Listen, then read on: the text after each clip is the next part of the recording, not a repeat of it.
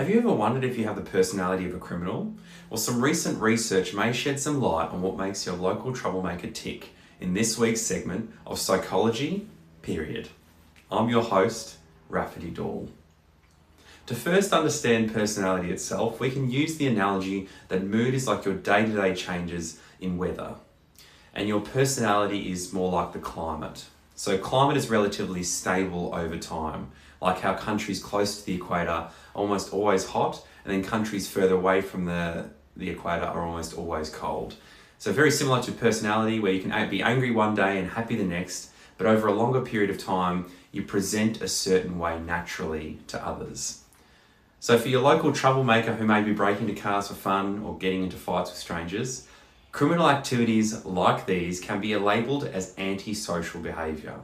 When someone does this consistently over time and is found repeatedly by authorities, they can be labelled as an antisocial person, or more simply, a criminal.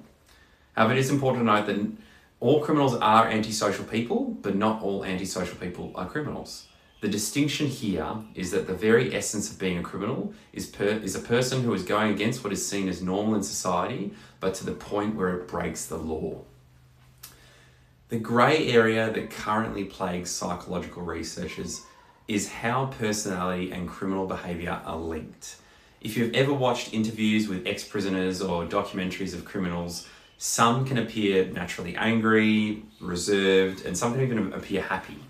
This can be confusing for researchers, but what seems to be a popular consensus is that there are personality characteristics that we cannot see, but heavily influence how antisocial someone is. Natalia Jakovich and Michael Rowlands are psychological researchers who want to investigate how personality and the environment of troublemakers may predict criminal behaviour.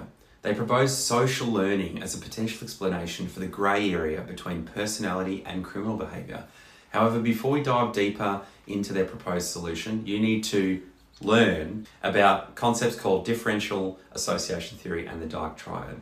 Differential association theory was established by an old guy, Edwin Sutherland, in 1947, and he positioned criminal behaviour as learned between people. In other words, your local troublemaker became a criminal because they grew up or still spend lots of time around other troublemakers.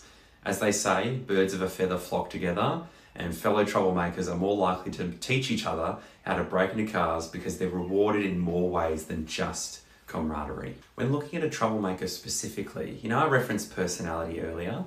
Research has shown that there are personality characteristics that make people more likely to be great teachers of troublemaking. That is, those that possess varying amounts of these tricky traits, like you would see in a video game character, for example, except very, very dark, also known as the dark triad. The video game character could be high in a trait that makes them feel like the main character instead of an NPC, when they're really just a side quest.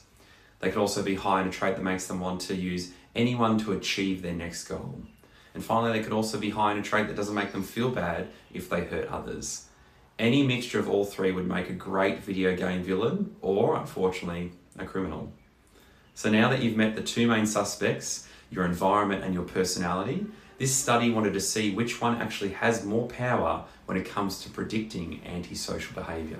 To test this, they gathered data from 348 adults and asked them a series of questions about their personality and their beliefs about crime and their own behaviours, including things like aggression, rule breaking, risky driving, and substance use. Basically, how much of a menace you quiz via an anonymous online survey. The results of the study found that the main character syndrome and the manipulation were not integral, but that cold, impulsive, I don't really care what happens to others energy was the main predictor of antisocial behaviour. You can see in this table here, table 3, avoiding all the technical jargon, the value being less than 0.01 basically means that fancy schmancy mathematicians can confirm that this trait is likely to predict antisocial behaviour. Nothing in science is 100% confirmable though, please keep that in mind.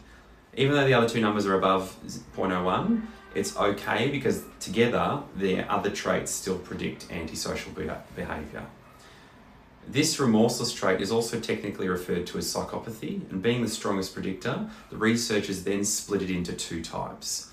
One is the more emotional, like things like lacking empathy or feeling no remorse, and the other is actually more behavioural, so being impulsive, reckless, and risk-taking, constantly seeking that risk.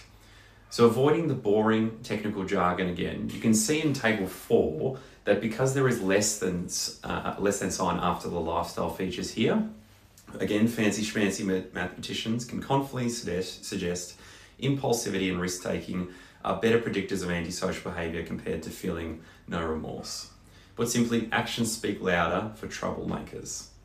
Interestingly, even after accounting for people's social environments, like whether they think crime is okay or if their peers support it, personality traits still explain additional antisocial behaviour.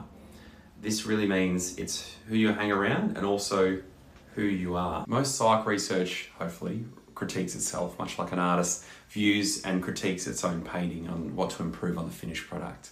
So the research has made it important to note that this is the first large study of its kind to find an association between environment and personality when predicting antisocial behaviour. Very cool. However, they also want to stress that one colour was missing from their metaphorical colour palette in a variable that they didn't include. So that might have led to some participants responding differently. Also, if you're being questioned about whether you're a psychotic criminal, would you fully be honest with your answers?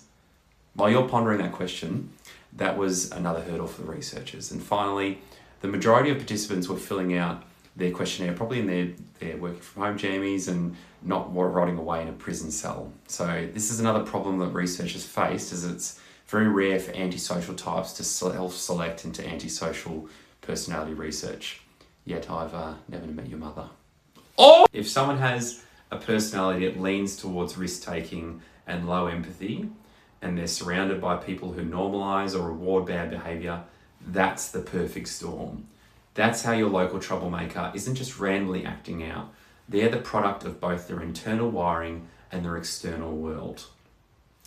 Now, before you start diagnosing your mates or side-eyeing the guy who cut you off in traffic, there's one really important takeaway from this research.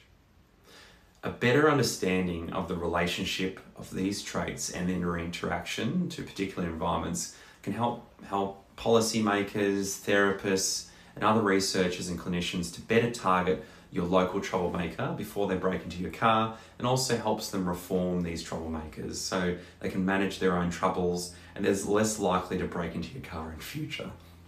Most people have small amounts of these traits, but that doesn't make you a criminal. It just makes you human. The difference in how strong these traits are and whether they're combined with environments that encourage and reinforce antisocial behaviour, that's the crux. That's all for now. Keep your mum away from my car, and back to you, Tia.